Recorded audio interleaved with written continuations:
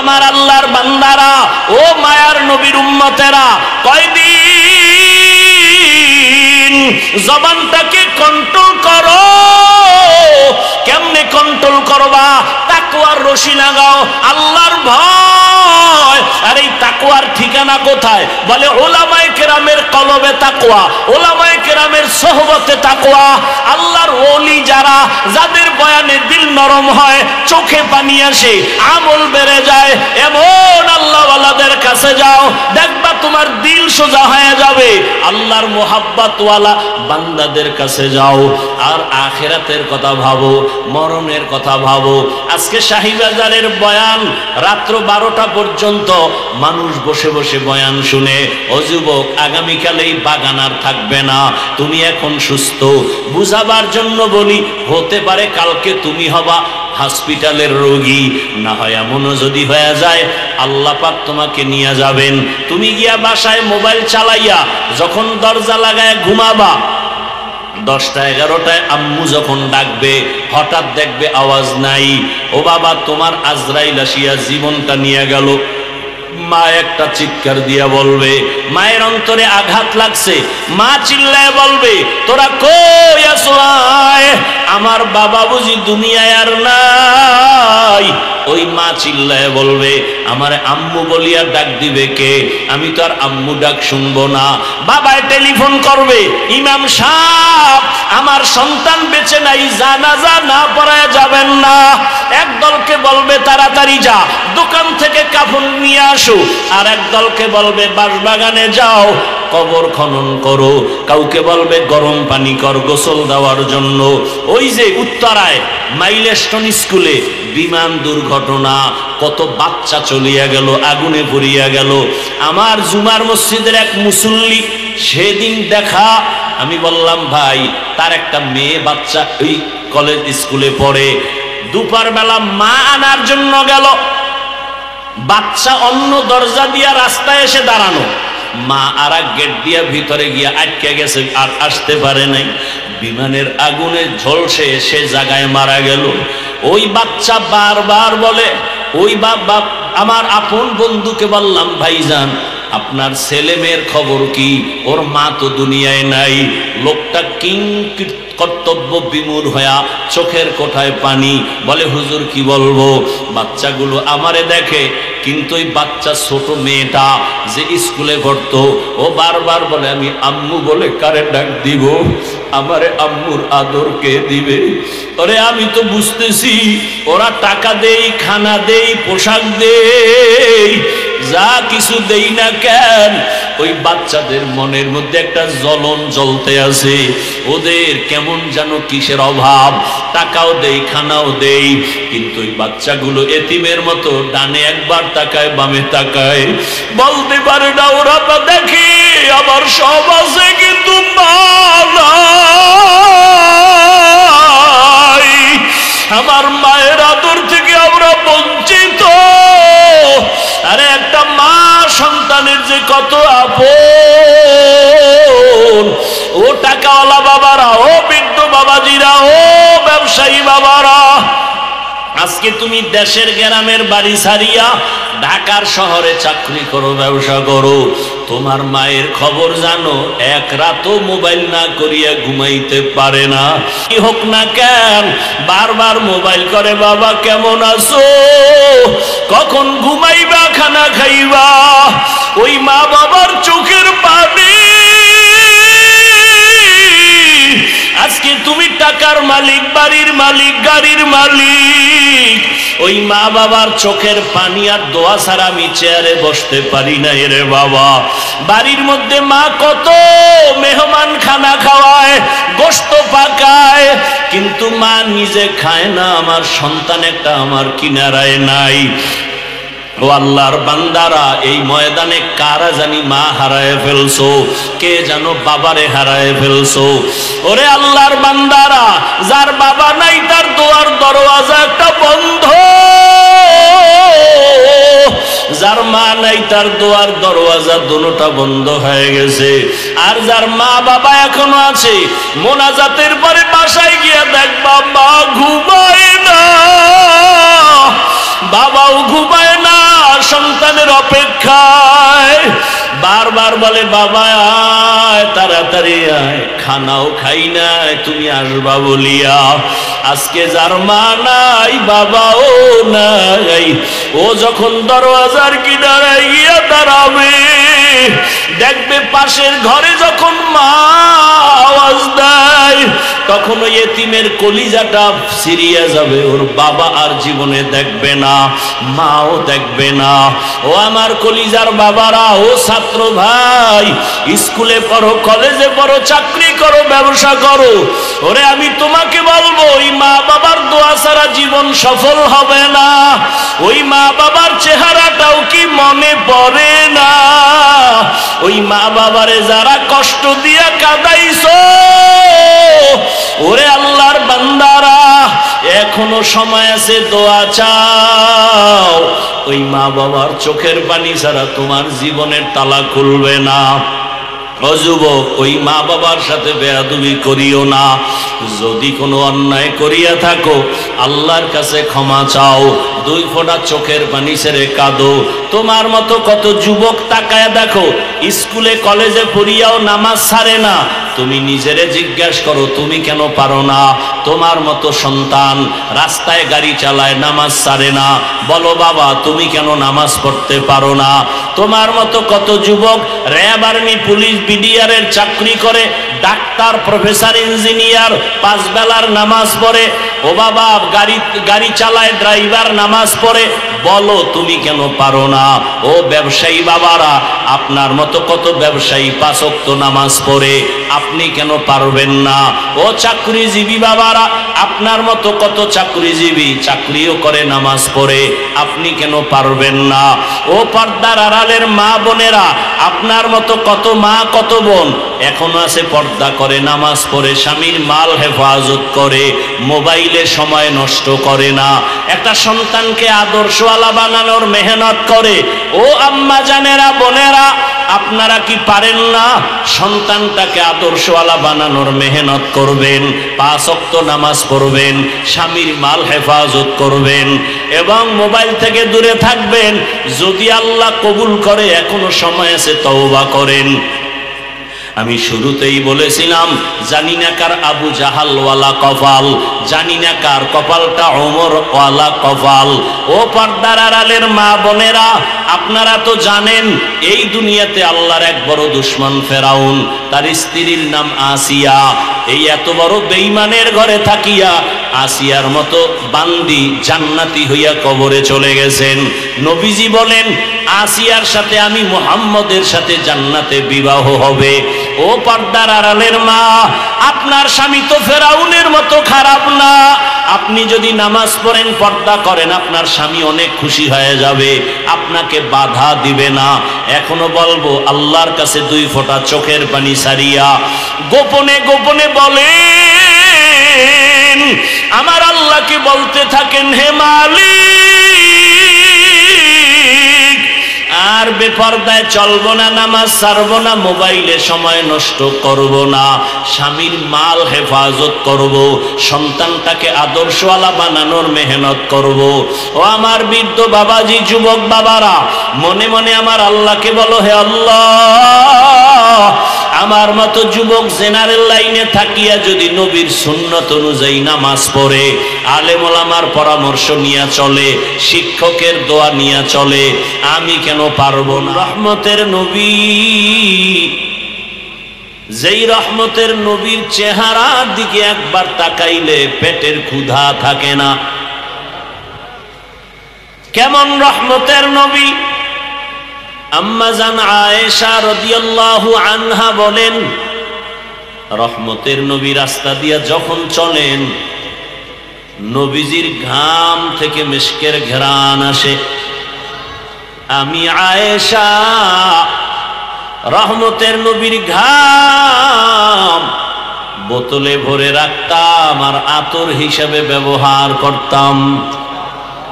নবী যখন মুস্কি হাসেন, চাঁদের পূর্ণিমার আলো থেকে রসুলের হাসির দাঁতে আরো আলো। সুবহানাল্লাহ না? কেমন মায়ার নবী আমার! যেই রহমতের নবী কোথাও কদম দেন, ওই জায়গা থেকে মিশকের ঘ্রাণ দীর্ঘ বছর পর্যন্ত আসে। এমন মায়ার নবীর বয়ান কত সুন্দর, এমন রহমতের নবীর চেহারা কত সুন্দর, এমন রহমতের নবীর কণ্ঠ কত সুন্দর। সেই নবীকে দেখলো, বয়ান শুনলো, একই দস্তারখানে বসে খাইলো, পাশাপাশি থাকলো। একদিন আর একবার না, টানা 13টা বছর। এরপরেও কপালে কালেমা জুটে নাই। এর নাম কপাল। এর নাম কি? 13 বছর বয়ান শুনছে, একই দস্তারখানে খাইলো, দেখলো, জানলো আব্দুল্লাহর সন্তান মুহাম্মদ কেমন। সব জানার পরে, বয়ান শোনার পরেও কালেমা পড়ে নাই। এমন নিকৃষ্ট বেঈমান কপাল পোড়ার নাম জানেননি? বলেন। আবু জাহাল, আবু গর্বসুরত আদমি ইনসাবুদে अहमद अबू जहलो हामेक साबुदे आदमीरा आदमीयत लाज़िमस औदे रागर बुना बशद ही जमास। एर नाम कफाल। 13 বছর বয়ান শুনে কালেমা পড়ে না।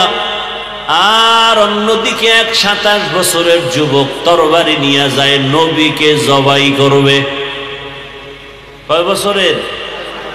27 বছরের যুবক তরবারি নিয়ে দৌড়ায়, নবীকে জবাই করবে। গিয়া রহমতের নবীর চেহারা মোবারক দেখিয়া তরবারি ফালায় কয়, রহমতের নবী আমাকে মাফ করে দেন, কালেমাওয়ালা মুসলমান বানায় দে।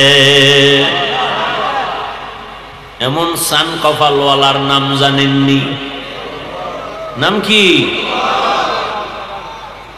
আতিনা ফি দারে দুনিয়া না হাসান, আতিনা ফি দারে হাসান ইয়া গিয়াসাল মুস্তাগীসিন আহদিনা লিফতিখারা বিল উলুমে ওয়াল গিনা। হর গড়ি দে নেকো তু তৈয়ার হে, जो न मांगे उससे तू बेजार है। 13 বছর বয়ান শুনে কালেমা পড়ে না। 27 বছরের যুবক তরবারি নিয়ে নবীরে জবাই করতে গিয়া কালেমাওয়ালা হয়ে গেল।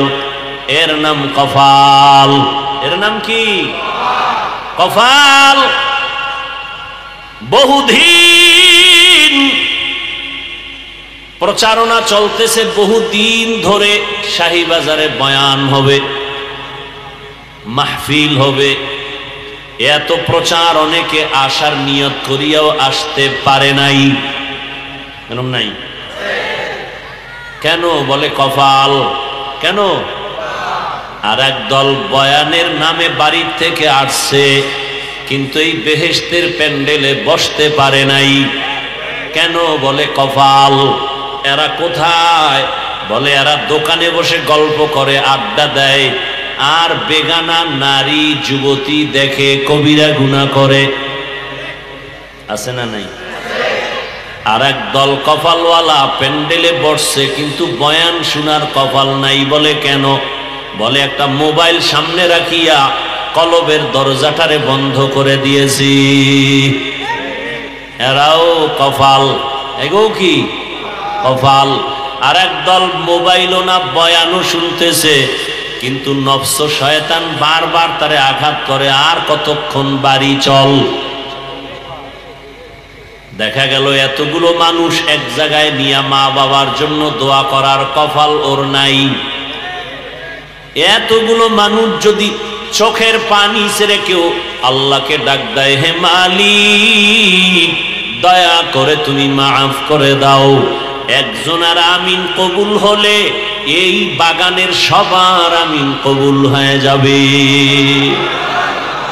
এত সুন্দর সুযোগ পাইয়াও যারা মা বাবার জন্য মোনাজাতে দোয়ার সুযোগ নেয় না, এদের মতো কপাল পোড়া এই জমিনে আর নাই। আতিনা ফি দারে দুনিয়া না হাসান, আতিনা ফি দারে উকবা না হাসান, ইয়া গিয়াসাল মুস্তাগীসিন ইহদিনা লিফতিখারা বিল উলুমে ওয়াল গিনা। হর গরিদে নেকো তু তৈয়ার है, जो न मांगे उससे तू बेजार है।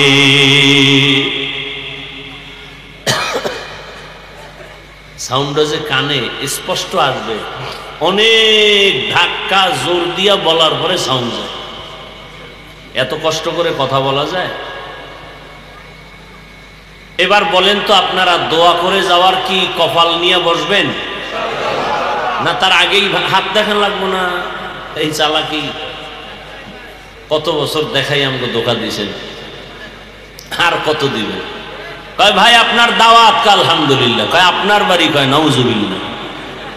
আপনারা তো সেই মুসলমান। জিন্দেগি মে বন্দগি তু কার নাহি, जिंदगी में बंदगी तू कर नहीं,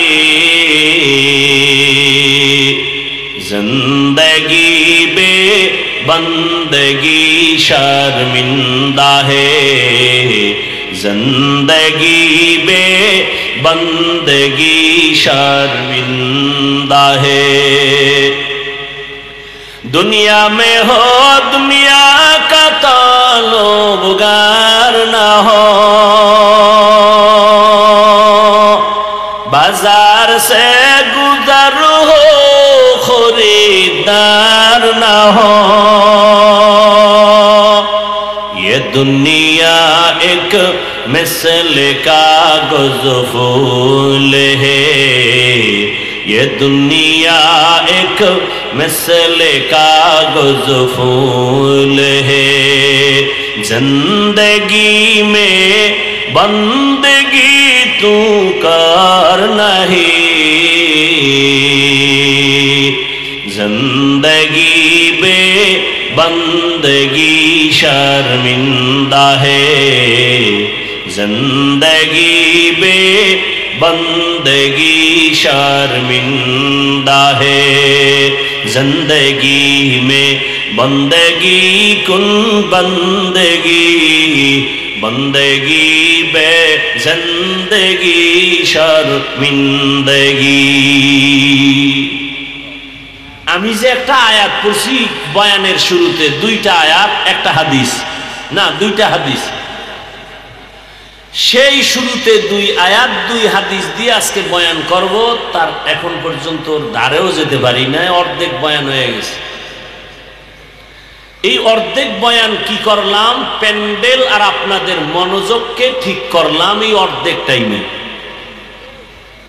কার কপাল আবু জাহাল মার্কা আর কার কপালটা ওমরের মতো, এটা টের পামু মোনাজাত পর্যন্ত।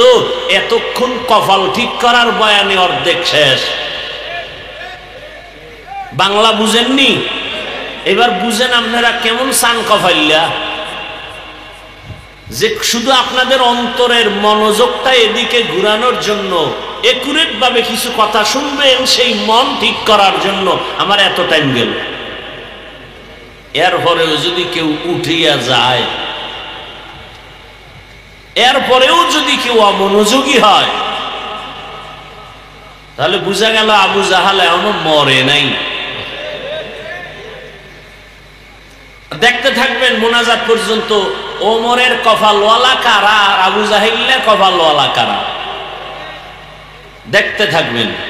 তবে দোয়া করি আল্লাহ ওমরওয়ালা কপাল আমাদেরকে দান করুন। এইবার আমার আয়াত আর হাদিসের তর্জমাটা বলি, তারপরে কিছু ব্যাখ্যা আপনাদের আগ্রহের উপরে। ইনশাআল্লাহ। মোনাজাত পর্যন্ত ধৈর্য হবে, আল্লাহ তৌফিক দান করেন। ইয়া আইয়ুহাল্লাযীনা আমানুত্তাকুল্লাহা আকুলু কাওলান সাদীদা।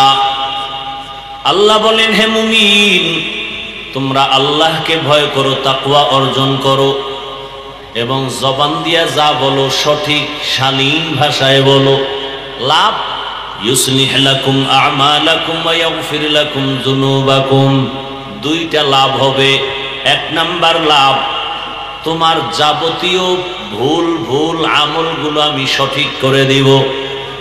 দুই নাম্বার লাভ হলো তোমার জীবনের সব গুনাহ মাফ করে দিব। আমাইয়ুতিল্লাহা ওয়া রাসূলাহু, যে বা যাহারা আল্লাহ এবং রসুলের অনুসরণ করবেন, ফাকাদ ফাযা ফাওজান আযীমা, তাদের বিজয়টা হবে চূড়ান্ত বিজয়। বলে কেমন? বলে তারা বিনা হিসাবে জান্নাতি। হাদিস পড়েছি দুইটা। নবীজি বলেন, আল মুসলিমু মান সালিমাল মুসলিমুনা মিন লিসানিহি ওয়া ইয়াদিহি। যেই ব্যক্তি মুসলমান, ওই ব্যক্তি পরিপূর্ণ মুসলমান যার জবানের দ্বারা, হাতের দ্বারা অন্য কোন মুমিন মুসলমান কষ্ট পায় না। বুঝেননি? জবানের কথার দ্বারাও কেউ কষ্ট পাবে না, হাতের কাজের দ্বারাও কারো কষ্ট দেয়া হবে না। সেই হবে আসল মুমিন, সে হবে আসল মুসলিম। আর একটা হাদিস পড়েছি, নবীজি বলেন, মাইয়াজমান লিমা বাইনা লাহিয়াইহি ওয়া মা বাইনা রিজলাইহি আজমান লাহুল জান্নাহ। রহমতের নবী বলেন, দুইটা জিনিস তোমরা হেফাজতের জিম্মাদারি নাও, আমি রসুল তোমাকে জান্নাতে নেওয়ার জিম্মাদারি নিব। কয় জিনিস? এক হলো দুই ঠোঁটের মাঝে জবানের হেফাজত করো, দ্বিতীয় হলো লজ্জাস্থানের হেফাজত করো। এই দুইটার হেফাজত যারা করবা, আমি নবী ওয়াদা দিলাম তাকে আমি জান্নাতে নেওয়ার জিম্মাদার হয়ে গেছি। আয়াত দুইটা, হাদিস দুইটার তরজমা শেষ। আলোচনার বিষয় দুইটা। এক নম্বরে আল্লাহকে ভয় করো, দ্বিতীয় হলো জবানকে হেফাজত করো, জবানকে হেফাজত করো। আল্লাহ তাআলা সূরা আহজাবের এই আয়াত, আল্লাহ তাআলা কেন বললেন জবান হেফাজত করো, কান হেফাজত করো কেন বলেন নাই, হাত হেফাজত করো কেন বলেন নাই, জবানের কথা কেন বললেন? বলে পুরা বডির মধ্যে জবান হলো একটা কঠিনতম অস্ত্র। জবানের মতো অস্ত্র তেমন কঠিন নাই। কঠিন এক অস্ত্রের নাম জিহ্বা। প্রতিদিন সকালবেলা মানুষ যখন ঘুম থেকে উঠে, হাত জবান থেকে পানা চায়, আল্লাহ জবানের ভেজাল থেকে মাফ করো, বাঁচাও। চোখ পানা চায়, আল্লাহ জবানের ঝামেলা থেকে আমি চোখেরে বাঁচাও। বুঝেননি? খেয়াল করিয়েন। আচ্ছা, জবান থেকে পানা চায় কেন? চোখ, হাত, পা কেন? কয় ঝামেলাটা আগে জবানে বাজায়, এরপরে হাতের উপরে ফিডা শুরু হয়। ঠিক নি? জবান আগে ঝামেলা বাজায়, ঝামেলার কারণে চোখের উপরে আঘাত। জবানে যদি ঝামেলা যুক্ত কথা না বলে তো হাত নিরাপদ, পা নিরাপদ, চোখ নিরাপদ। জবান এমন একটা কঠিন ঝামেলা যুক্ত অস্ত্র। যেমন আমগো দেশে আছে 2 টাকা দামের ব্লেড। ব্লেড এমন একটা অস্ত্র যে ডানেও কাটে, বামেও কাটে, সামনেও কাটে, পেছনেও। জিহ্বাটাও কিন্তু ব্লেডের মতো, চারপাশে দাঁড়, যেদিকে মারে কাটে। মায়েরে বলে মাও কষ্ট পায়, বাবারে বললেও কষ্ট পায়। জিহ্বা দিয়া কষ্টের কথা ভাইকে বললেও বেজার হয়। জিহ্বা নামের কথায় আল্লাহও বেজার। জিহ্বা নামের কথায় উল্টাপাল্টা কথা বলবা, আমার নবীও বেজার। জবানের কথায় আমার মুসল্লিও বেজার। জবানের একটা কথা উল্টাপাল্টা হলে দুনিয়ার সবাই বেজার, বিধর্মীরাও বেজার, মুমিনেরাও বেজার। আমার কলিজার বন্ধুটা মুহূর্তের মধ্যে দুশ্মন হয়ে যায়, কষ্ট পায় আমার জবানের কথা।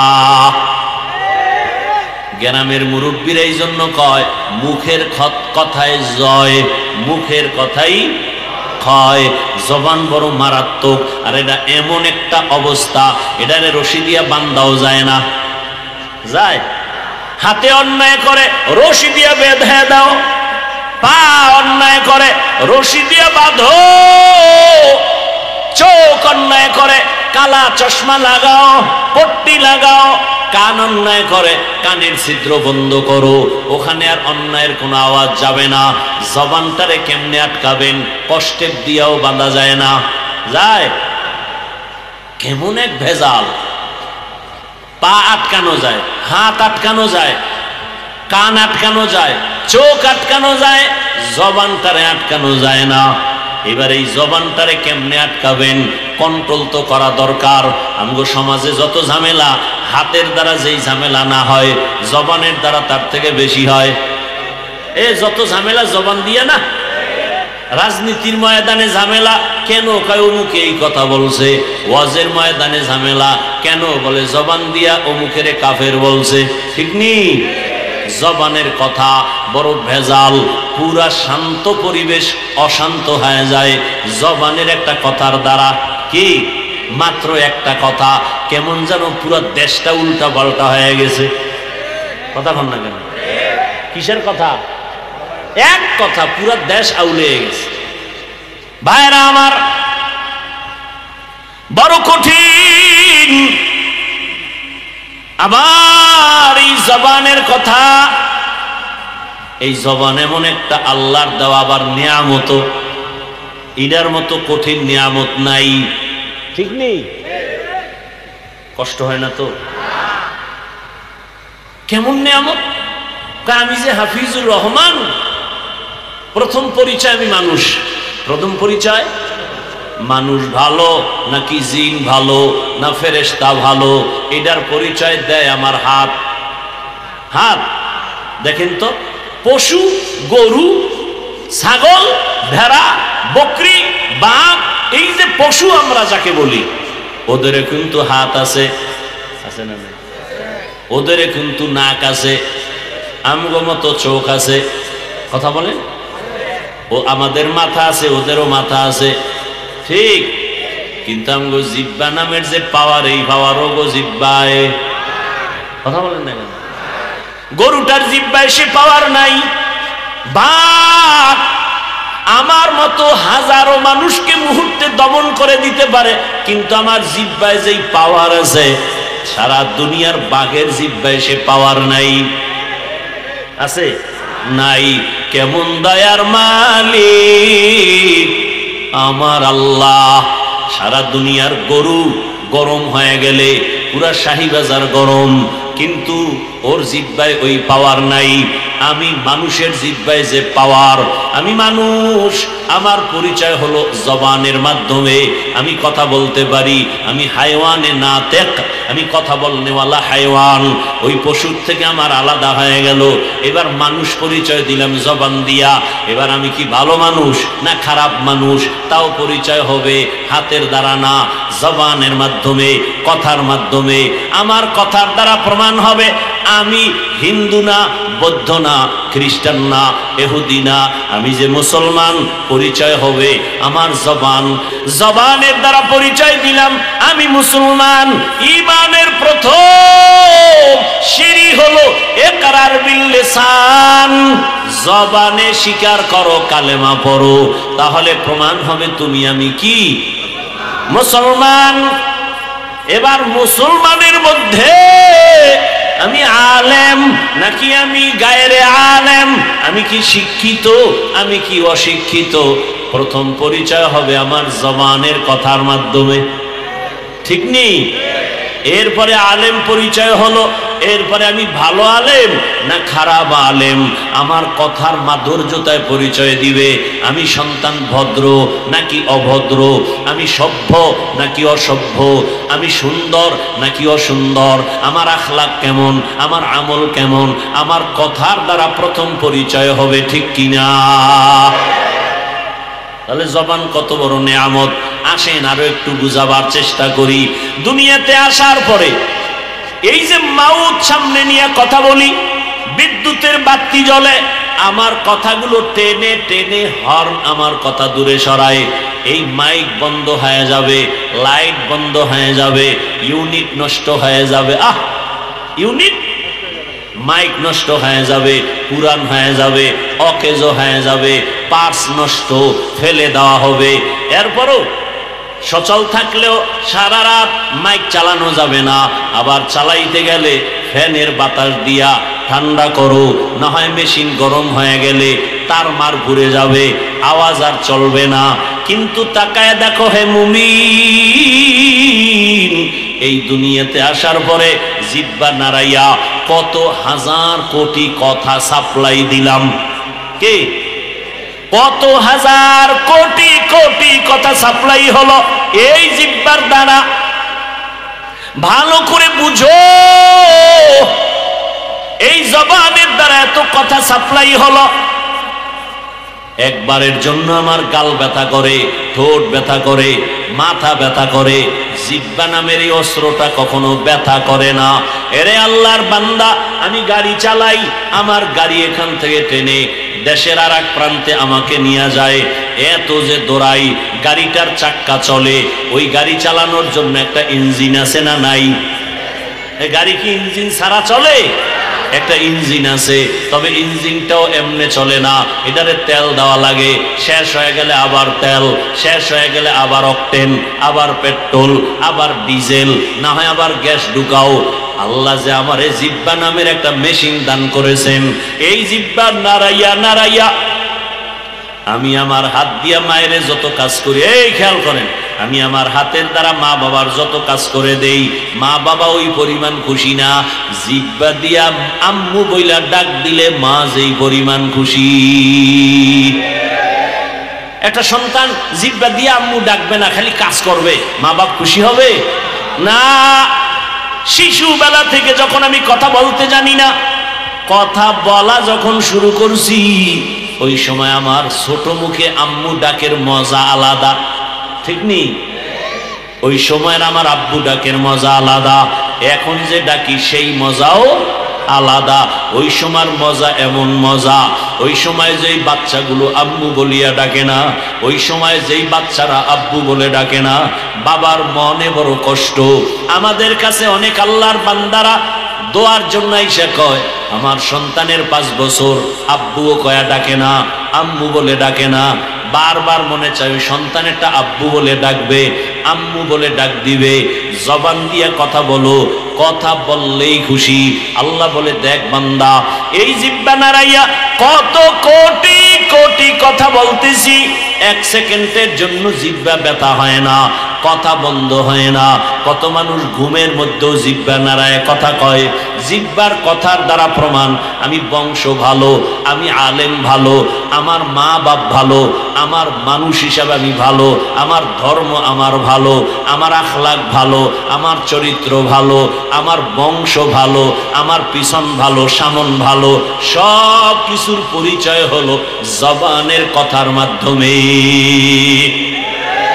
এই জন্যই তো আল্লাহ বলেন, আর রহমান আল্লামাল কুরআন খালাকাল ইনসান আল্লামাহুল বায়ান।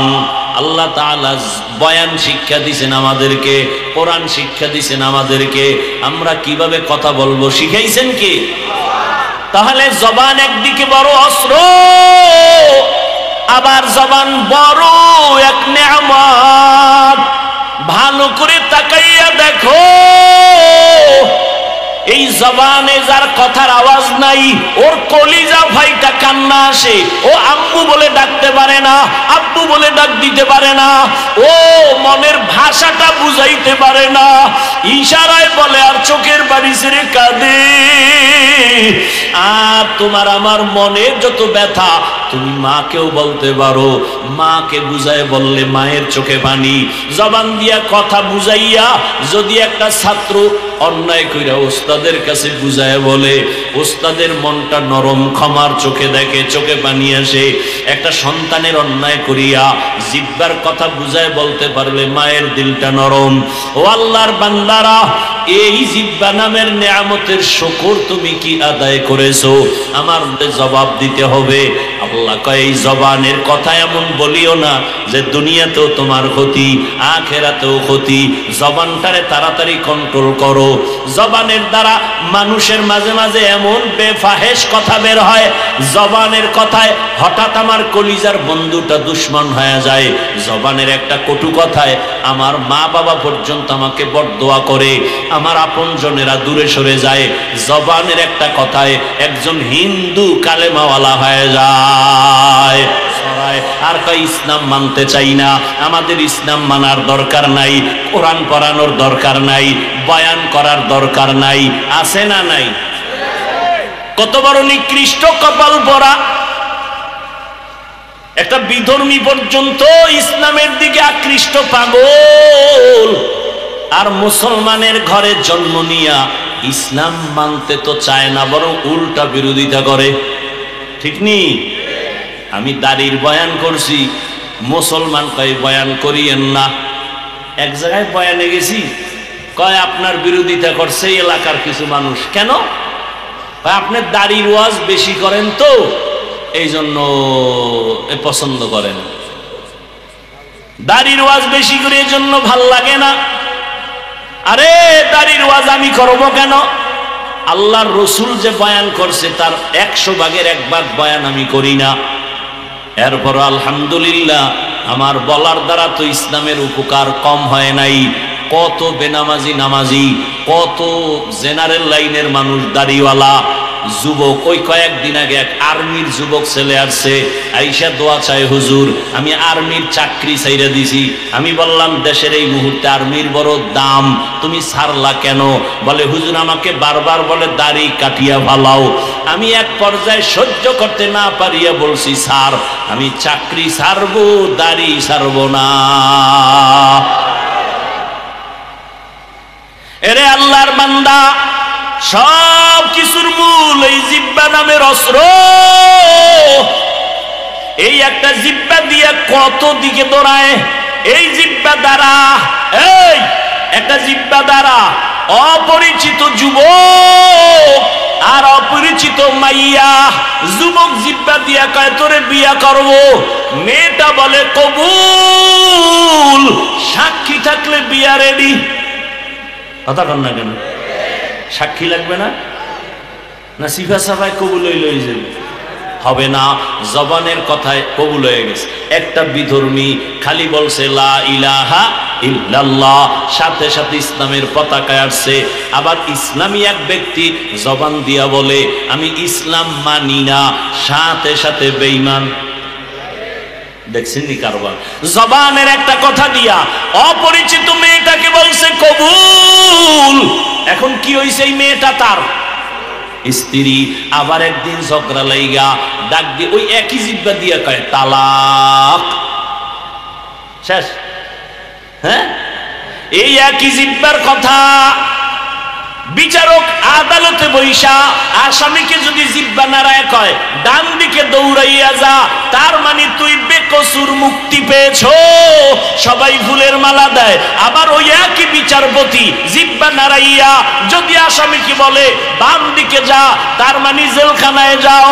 একই জিহ্বার আওয়াজ, কারো মুক্তি, কারো জেলখানায় চলে যায়। একই জিহ্বার আওয়াজ। আমার এক কথায় বউ তালাক, আবার এক কথায় অপরিচিত মাইয়া স্ত্রী হয়ে যায়।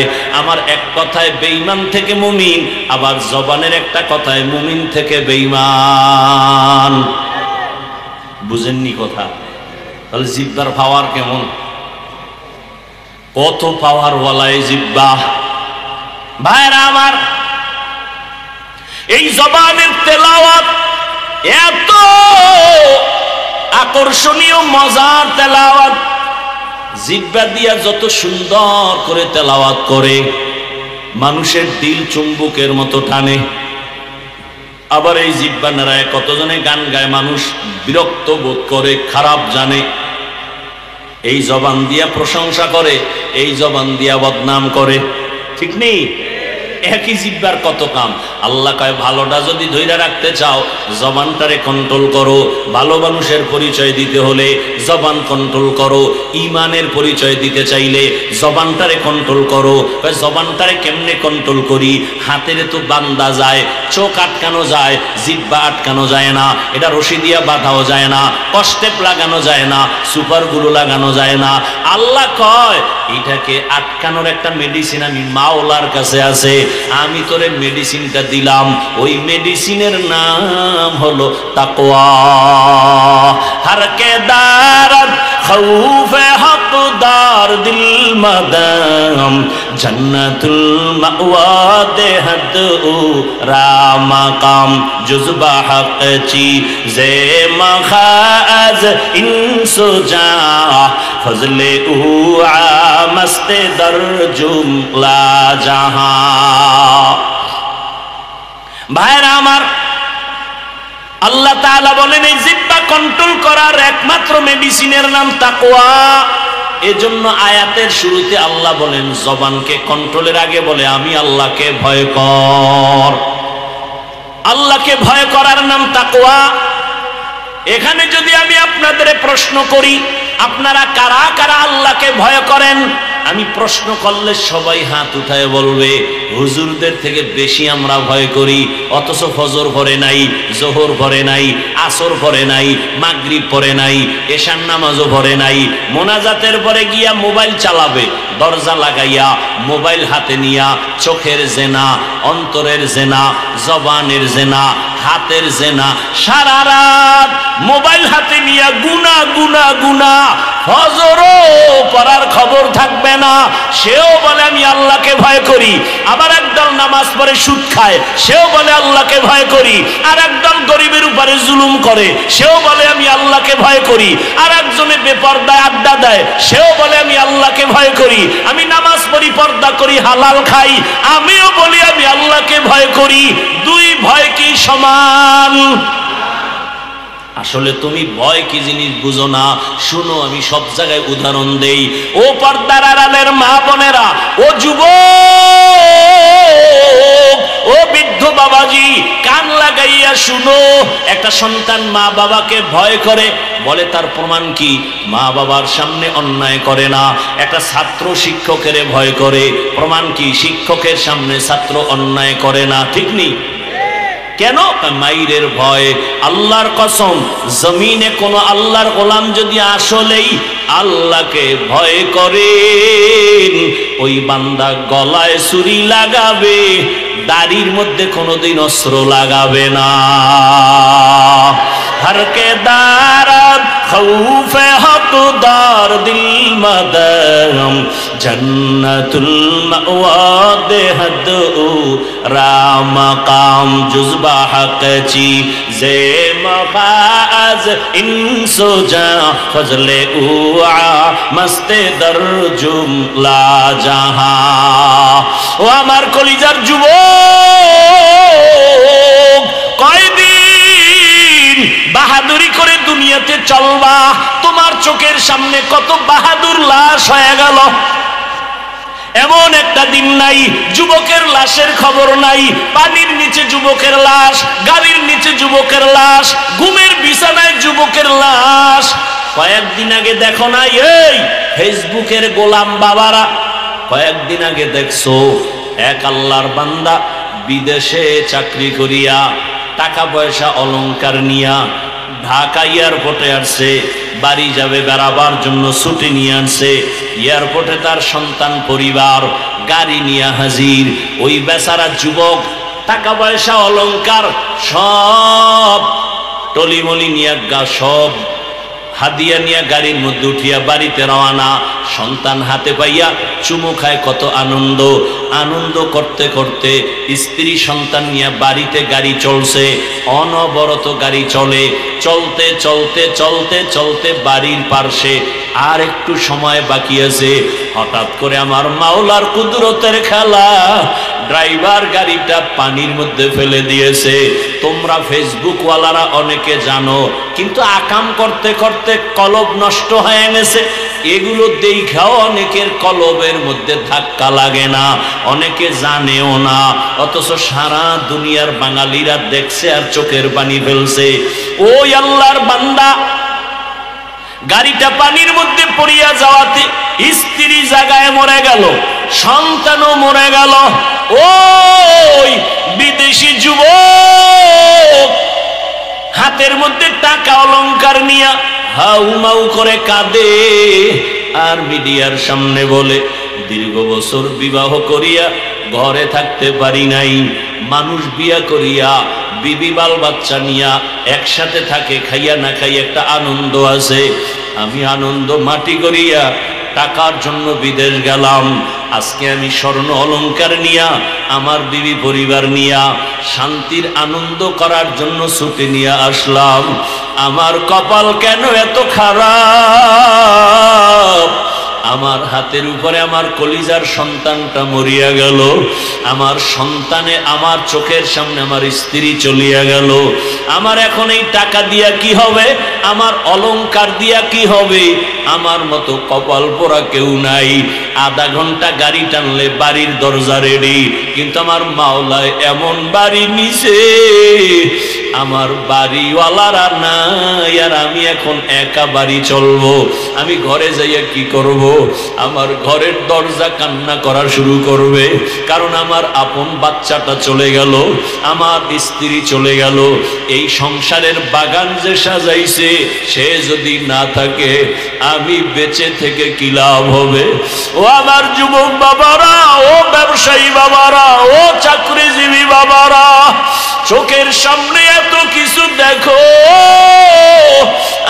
আর কত গুনাহ করবা, আমার মাওলার কথা কি তোমার দিলে ধাক্কা লাগে না? আমরা মনে করছো ওলামায়ে কেরাম বুঝি মিথ্যা বলি, আল্লাহর কোরআন বুঝি সত্য না, কেন বিশ্বাস করো না রে বাবা? মহামারী করোনার কথা কি মনে নাই? স্কুল কলেজ বন্ধ, চাকরি বন্ধ, ব্যবসা বন্ধ, দোকান বন্ধ, ফ্যাক্টরি বন্ধ, রাস্তাঘাট গাড়ি চলাচল বন্ধ, একবারও কি তোমার মনে নাই ওই কঠিন সময় একটা মাদ্রাসাও বন্ধ হয় নাই? মনে আছে?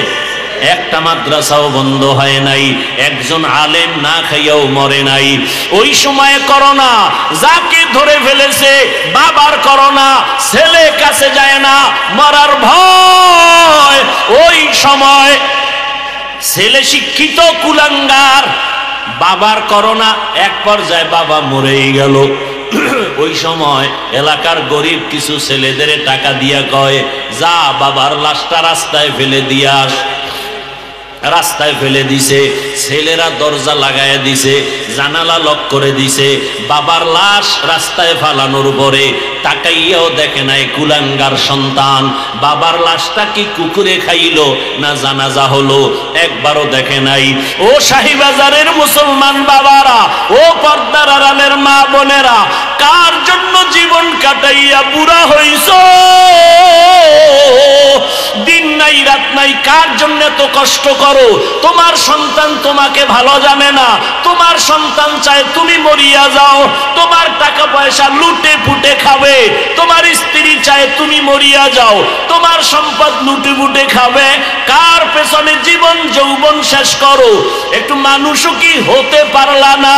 একটা ভালো মানুষের বাবা হতে কি পারো নাই? ওই কুলাঙ্গার শিক্ষিত সন্তানেরা বাবার করোনার কারণে মরার পরে লাশের খবর আর নেয় নাই।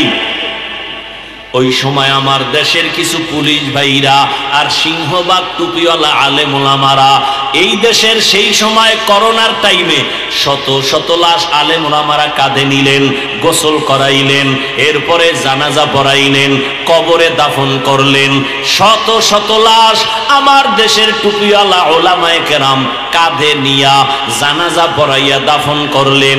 জানেননি আপনারা একজন হুজুরেও করোনায় মরে নাই? মিথ্যা বলছি? এরে বাবা, এরপরও হুজুরদের তোমার ভাল লাগে না, কে কারে তোমার ভালো লাগবে বলো? নবী তো আর এসে বয়ান দিবেন না, আবু বকর এসে বয়ান শোনাবেন না, ওমরে ফারুক আর বয়ান শোনাবেন না, ওলামায়ে কেরাম সারা কোরআন হাদিসের বয়ান শোনার আর পথ খোলা নাই। সেই আলেমদের বয়ান শুনিয়াও যাদের অন্তর সোজা হবে না, তোমার কপাল বুঝি পুড়িয়া গেল। এরে আল্লাহর বান্দারা, ভালো করিয়া বুঝো। এই আমি প্রায় মাহফিলে বলি, সরকারি যারা চাকরি করেন, বেসরকারি যারা চাকরি করেন, আপনাদের ডিউটি কত ঘন্টা জানেননি? কয় ঘন্টা? এই মনে হয় কিছু জানে না, সব বুজুর্গ হয়ে গেছে। সরকারি বেসরকারি চাকরি যারা করে 8 ঘন্টা ডিউটি। নিম্নে বেতন কত? ধরে নেন 17-15,000, 20,000। 8 ঘন্টা ডিউটি, 15 থেকে 20,000 টাকা বেতন। আবার টেবিলের নিচে কত মুক্তা পাওয়া যায়? কথা বলেন না কেন? টেবিলের নিচে কত মুক্তা? 8 ঘন্টা ডিউটি, আবার বেতন নিম্নে 20,000, আবার টেবিলের নিচে কত হারাম শুকর। এবার আমাকে আপনারা জবাব দেন, আপনাদের আশেপাশের মসজিদে ইমাম সাহেবরা কয় ঘন্টা ডিউটি করে? বলেন না কেন? এটা বলতে কষ্ট লাগে না? জানেন না ইমাম সাহেবরা মসজিদে কত ঘন্টা ডিউটি করে? 24টা ঘন্টা। বলেন বেতন কত দেন? হ্যাঁ, 5,000। শহর এলাকায় একটু বেশি হতে পারে, গ্রাম অঞ্চলে গিয়া গতকাল এক জায়গায় জিগাইলাম, কয় 2,500। ইমামের বেতন, খতিবের বেতন 3,000। 24 ঘন্টা ডিউটি, তাও আবার রিমান্ডের মতো রাখে। রিমান্ড, জোহরের নামাজে ইমাম সাহেব নাই, রাস্তায় খাড়াইয়া আসরের সময় কয়, ওই ইমাম সাহেব জোহরের সময় গেছিলেন কই? ইমাম সাহেব কয়, কে তুমি? আমি রিক্সা চালাই। তোমার এত পাওয়ার কেন? কয়, মাসে 5 টাকা বেতন দেই। এরকম বেয়াদব নাই? 24 ঘন্টা ডিউটি, বেতন 5,000। উঁচু পর্যায়ে থাকলে 10,000, তাও মাসে মাসে দেওয়া হয় না। বাকি আর বাকি, সভাপতি দেয় 100 টাকা। কথা বল না কেন? সেক্রেটারি দেয় 50 টাকা। এইভাবে খয়রাত কইরা কইরা উঠাইয়া একজন ইমাম খতিবের বেতন দিতে হয়, রিমান্ডের মতো রাখে। বলেন এর মতো জুলুম কি দুনিয়াতে আর হতে পারে? 24 ঘন্টা ডিউটি। ইমাম সাহেবের মনে হয় একটু ওভার টাইম আছে গার্মেন্টসে, না? হ্যাঁ, দুনিয়ার সব ওভার টাইম করে, ইমামের 24 ঘন্টায় ওভার টাইম কই? এরপর ইমাম সাহেব এই জুলুমের শিকার হইয়া কোনোদিন কেউরে গালি দিছেনি? কোনোদিন জুমায় বলছে, আপনারা যদি আমার বেতন 30,000 না করেন, আসরের নামাজের থেকে এই সূরাগুলো উল্টা পড়া হবে? বলছে? কোনদিন কোন কমিটির বিরুদ্ধে মানববন্ধন করেছে? করে নাই। বরং যখনই মোনাজাত দেয়, কলিজা ভরে দোয়া করে, আল্লাহ এলাকায় শান্তি দাও, অসুস্থ রোগী সুস্থ বানাও, কবরওয়ালাদের জান্নাত দাও, ব্যবসায়ীদের ব্যবসায় বরকত দাও। এরপরেও এই জমিনে যারা বলে হুজুরেরা খারাপ, আমি বলি তোমার 14 বংশের রক্ত সবার খারাপ। রক্ত ভালো না, তাড়াতাড়ি রক্তের চিকিৎসা কর, রক্তের ভিতরে ক্যান্সার ঢুকেছে। ও আমার আল্লাহর বান্দারা, ও মায়ার নবীর উম্মতেরা, কয়দিন জবানটাকে কন্ট্রোল করো। কেমনে কন্ট্রোল করবা? তাকওয়ার রশি লাগাও, আল্লাহর ভয়। আর এই তাকওয়ার ঠিকানা কোথায়? বলে উলামায়ে কেরামের কলবে তাকওয়া, উলামায়ে কেরামের সোহবতে তাকওয়া। আল্লাহর ওলি যারা, যাদের বয়ানে দিল নরম হয়, চোখে পানি আসে, আমল বেড়ে যায়, এমন আল্লাহওয়ালাদের কাছে যাও, দেখবা তোমার দিল সোজা হয়ে যাবে। আল্লাহর মোহাব্বতওয়ালা বান্দাদের কাছে যাও, আর আখিরাতের কথা ভাবো, মরণের কথা ভাবো। আজকে শাহীবাজারের বয়ান রাত্র 12টা পর্যন্ত মানুষ বসে বসে বয়ান শুনে। ও যুবক, আগামীকাল এই বাগান আর থাকবে না, তুমি এখন সুস্থ। বুঝাবার জন্য বলি, হতে পারে কালকে তুমি হবা হসপিটালের রোগী, না হয় এমনও যদি হয়ে যায় আল্লাহ পাক তোমাকে নিয়ে যাবেন। তুমি গিয়া বাসায় মোবাইল চালাইয়া যখন দরজা লাগায় ঘুমাবা, 10টা 11টায় আম্মু যখন ডাকবে, হঠাৎ দেখবে আওয়াজ নাই। ও বাবা, তোমার আজরাইল আসিয়া জীবনটা নিয়ে গেল। মা একটা চিৎকার দিয়া বলবে, মায়ের অন্তরে আঘাত লাগছে। মা চিল্লায় বলবে, তোরা কই আছো? আয়, আমার বাবা বুঝি দুনিয়ায় আর নাই। ওই মা চিল্লায় বলবে, আমার আম্মু বলিয়া ডাক দিবে কে? আমি তো আর আম্মু ডাক শুনবো না। বাবায় টেলিফোন করবে, ইমাম সাহেব আমার সন্তান বেঁচে নাই, জানাজা না পড়ায় যাবেন না। একদলকে বলবে তাড়াতাড়ি যা, দোকান থেকে কাফন নিয়ে আসো। আর একদলকে বলবে বাঁশবাগানে যাও, কবর খনন করো। কাউকে বলবে গরম পানি কর গোসল দেওয়ার জন্য। ওই যে উত্তরায় মাইলস্টোন স্কুলে বিমান দুর্ঘটনা, কত বাচ্চা চলিয়া গেল, আগুনে পুড়িয়া গেল। আমার জুমার মসজিদের এক মুসল্লি সেদিন দেখা, আমি বললাম ভাই, তার একটা মেয়ে বাচ্চা ওই কলেজ স্কুলে পড়ে। দুপুর বেলা মা আনার জন্য গেল, বাচ্চা অন্য দরজা দিয়া রাস্তায় এসে দাঁড়ানো, মা আর এক গেট দিয়া ভিতরে গিয়া আটকে গেছে, আর আসতে পারে নাই। বিমানের আগুনে ঝলসে সে জায়গায় মারা গেল। ওই বাচ্চা বারবার বলে, ওই বাবা, আমার আপন বন্ধুকে বললাম, ভাইজান আপনার ছেলে মেয়ের খবর কি? ওর মা তো দুনিয়ায় নাই। লোকটা কর্তব্য বিমূঢ় হইয়া চোখের কোঠায় পানি, বলে হুজুর কি বলবো? বাচ্চাগুলো আমারে দেখে, কিন্তু ওই বাচ্চা ছোট মেয়েটা যে স্কুলে পড়তো, ও বারবার বলে আমি আম্মু বলে কারে ডাক দিব? আমারে আম্মুর আদর কে দিবে? ওরে আমি তো বুঝতেছি ওরা টাকা দেই, খানা দেই, পোশাক দেই, যা কিছু দেই না কেন, ওই বাচ্চাদের মনের মধ্যে একটা জ্বলন জ্বলতে আছে। ওদের কেমন যেন কিসের অভাব, টাকাও দেই, খানাও দেই, কিন্তু ওই বাচ্চাগুলো এতিমের মতো ডানে একবার তাকায়, বামে তাকায়, বলতে পারে না ওরা তো দেখি আমার সব আছে কিন্তু মা নাই। আমার মায়ের আদর থেকে আমরা বঞ্চিত। আরে একটা মা সন্তানের যে কত আপন। ও টাকাওয়ালা বাবারা, ও বৃদ্ধ বাবাজিরা, ও ব্যবসায়ী বাবারা, আজকে তুমি দেশের গ্রামের বাড়ি ছাড়িয়া ঢাকার শহরে চাকরি করো, ব্যবসা করো, তোমার মায়ের খবর জানো? এক রাতও মোবাইল না করিয়া ঘুমাইতে পারে না। কি হোক না কেন, বারবার মোবাইল করে, বাবা কেমন আছো, কখন ঘুমাইবা, খানা খাইবা? ওই মা বাবার চোখের পানি। আজকে তুমি টাকার মালিক, বাড়ির মালিক, গাড়ির মালিক, ওই মা বাবার চোখের পানি আর দোয়া ছাড়া আমি চেয়ারে বসতে পারি না রে বাবা। বাড়ির মধ্যে মা কত মেহমান খানা খাওয়ায়, গোশত পাকায়, কিন্তু মা নিজে খায় না। আমার সন্তান একটা আমার কিনারায় নাই। ও আল্লাহর বান্দারা, এই ময়দানে কারা জানি মা হারায় ফেলছো, কে জানো বাবারে হারায় ফেলছো। ওরে আল্লাহর বান্দারা, যার বাবা নাই তার দোয়ার দরওয়াজা একটা বন্ধ, যার মা নাই তার দোয়ার দরওয়াজা দুটোটা বন্ধ হয়ে গেছে। আর যার মা বাবা এখনো আছে, মোনাজাতের পরে বাসায় গিয়া দেখবা মা ঘুমায় না, বাবাও ঘুমায় না, সন্তানের অপেক্ষায়। বারবার বলে বাবা আয়, তাড়াতাড়ি আয়, খানাও খাই নাই তুমি আসবা বলিয়া।